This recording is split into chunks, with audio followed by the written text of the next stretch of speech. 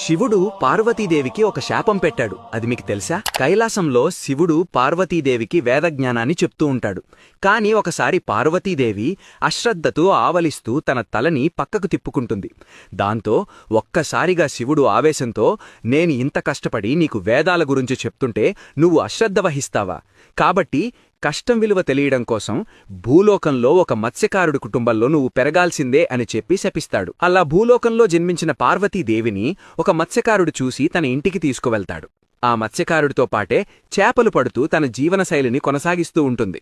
కాని పార్వతీదేవి లేకపోవడం వల్ల శివుడు మాత్రం కైలాసంలో చాలా బాధపడుతూ ఉంటాడు. ఈ విషయం గమనించిన నంది శివుడి దగ్గరికి వచ్చి పార్వతీదేవిని తిరిగి కైలాసంకి పిలవచ్చు కదా అని అడుగుతాడు.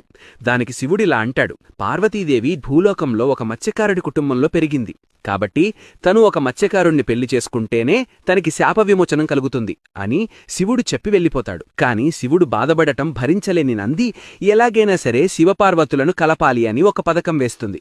ఆ పథకమేంటో పార్ట్ 2లో తెలుసుకుందాం. అందరూ హరహర మహాదేవా అని కామెంట్ చేయండి.